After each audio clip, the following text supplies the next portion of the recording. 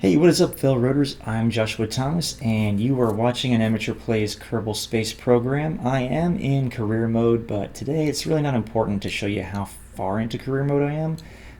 What really all you need to know is that I am to the point where I can use fairings. And so, what a fairing is, or in this case, they call it an airstream protective shell. And what those things do is they just add aerodynamics to your spacecraft. So you can see it on the top here. This is a very, very cone-shaped one. And it just is used to contain stuff that's not very aerodynamic or to protect perhaps sensitive items that might be damaged in flight. But that's what it looks like inside there. And you'll see here that my delta V is 3,386 meters per second. So I want to show you guys the importance of using this thing, because this thing adds weight to your spacecraft and it reduces your delta V. And so you would think mathematically that having less delta V is a bad thing, but let's go ahead and launch and I will show you guys why you should be using them. So the way that we will judge how well fairings actually do is with three numbers. We're going to use our meters in altitude. We're going to use our surface speed at the moment that our solid rocket boosters run out of fuel. And then we're also going to look at our apoapsis height. Once again, I'll just pause the video once these run out of fuel, and we'll look at all three of those numbers and see how things change. So let me go ahead and start here, make sure that my... Alright, so here we go.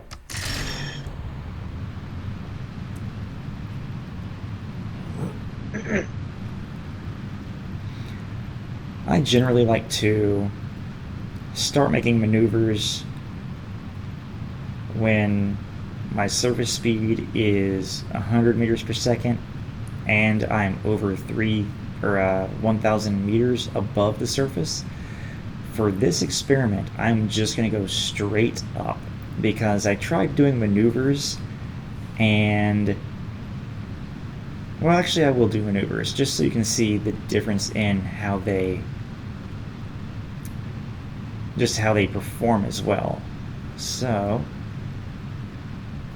it's kind of hard to control this thing. I'm definitely not perfect at making these spacecraft very easy to use or very stable, or just, I don't know. But here you go. You're starting to see the drag created by the wind. I'll move in here. You can see it coming down from the fairing right here. And you can also see it on the engine here. On these solid rocket boosters, we're almost out. So when we're out, I'll just pause the video. You can see it a lot better now. You can see it come off the wings too. And there it is. That's going to be important here.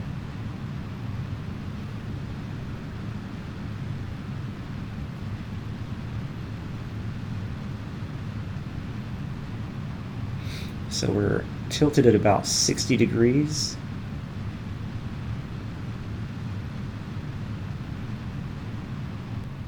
Alright, we are out on the solid rocket boosters. Alright, let's look at our numbers. So first off, our surface speed is 485.3 meters per second. Our altitude is 8,911 meters high. And our apoapsis height was 18,785 meters. So now let's go back, let's revert our flight. I'm actually going to resume flight just so you guys can see one more thing. So I'm going to resume the flight. I'm going to get rid of the solid boosters. Ooh. Okay, this normally doesn't happen, but the solid boosters just demolished my wings. Okay, but you can see here, even without my control surface, The rocket is maintaining stability even after those solid rocket boosters are detached. So, I could actually try and use my SAS to maintain it right there. Yeah, it's having very, very much difficulty. You can see here it is having to pitch and yaw all the way in that general direction. But, alright, now that you've seen that, let's go ahead and revert the flight. Revert to vehicle assembly. And now,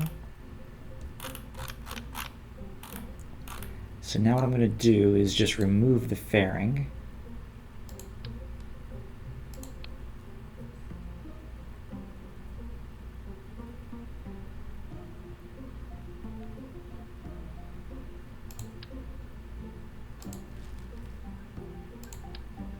And so this is how I originally had my design, and we will see how that flies. Oh, I forgot to show you guys my maximum delta V's. So now that we removed the fairing, this is important to note, we gained a few hundred delta V. We had 3,300, now we have 3,576. So we've added some delta V and reduced the weight of our spacecraft, but we're going to increase our wind resistance, our drag. So once again, we'll look at our three numbers after these solid rocket boosters go off. So we'll start under the same circumstances. So let's go. Can't remember exactly what altitude I was at when I started making the maneuvers, but I will try to make my maneuvers at about the same time.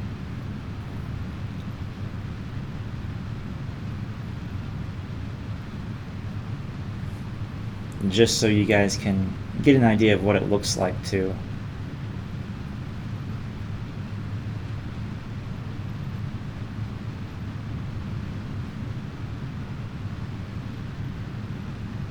I think I waited extra long because I was just going to let it go straight up. So I'll go ahead and start the maneuver now. So we're just trying to tilt over to 70, between 70 and 60 degrees. It was actually a little bit easier. This is a little bit more controlled because it's less top heavy. Wait, am I speaking too soon? We're kind of... Okay, we're going to stop there.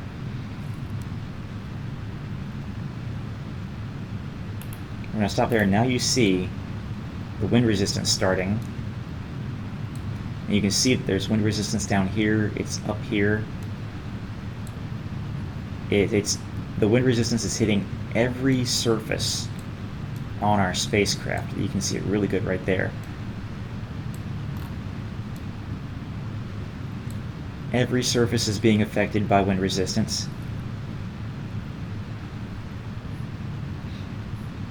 And once the solid rocket boosters run out of fuel, I'll pause it again.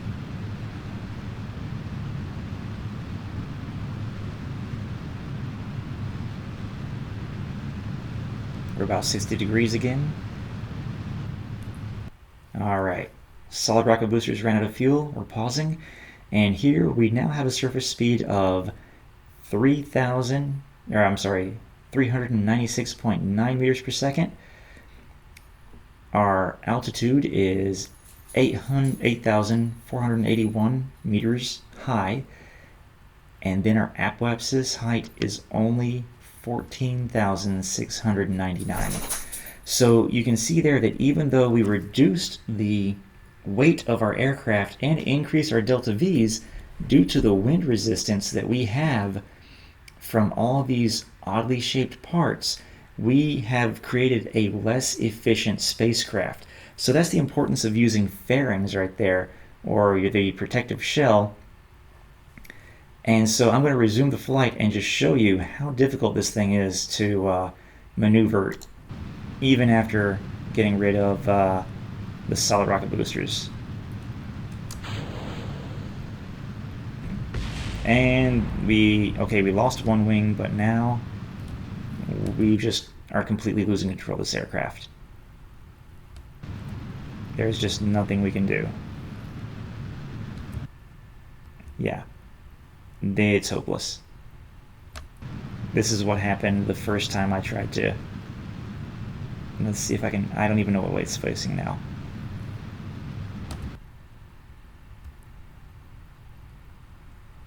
It just went into an uncontrolled tumble.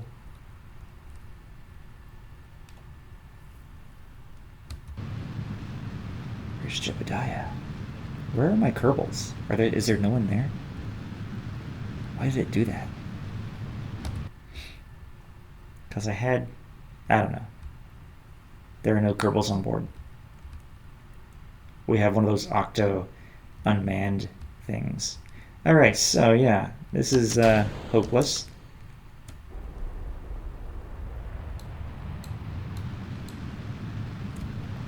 Even if we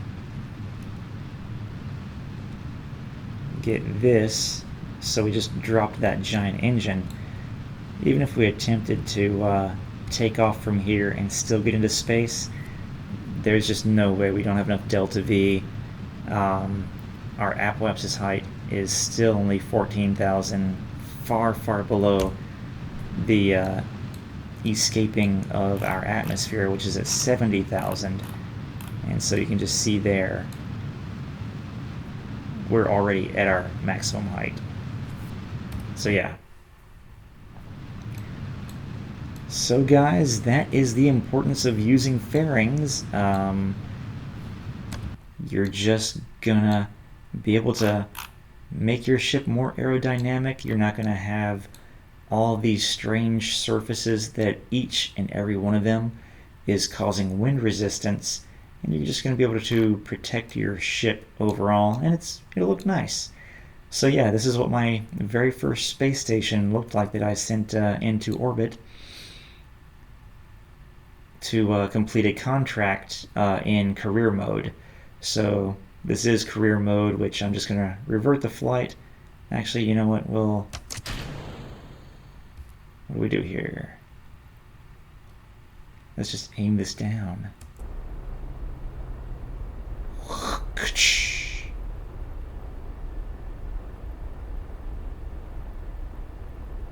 Of course, that doesn't break the wing.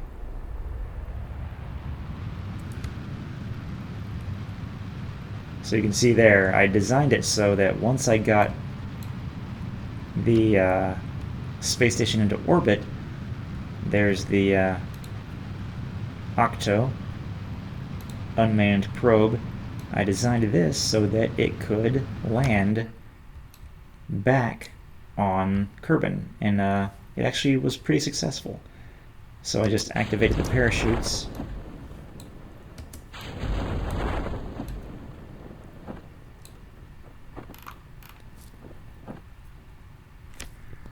This was enough to get the space station into an orbit, so once it was there, all I had to do was deorbit this, activate the parachutes, and I was able to recover this for a small sum of money. Alright guys, well that was just a little extra tidbit on the design of my rocket. So if you enjoyed this, be sure and give us a thumbs up, like and subscribe if you want to. I plan to make more of these amateur playing KSP videos, and we'll also have more board game content coming out later. So once again, thank you for watching. Hope you'll check us out next time.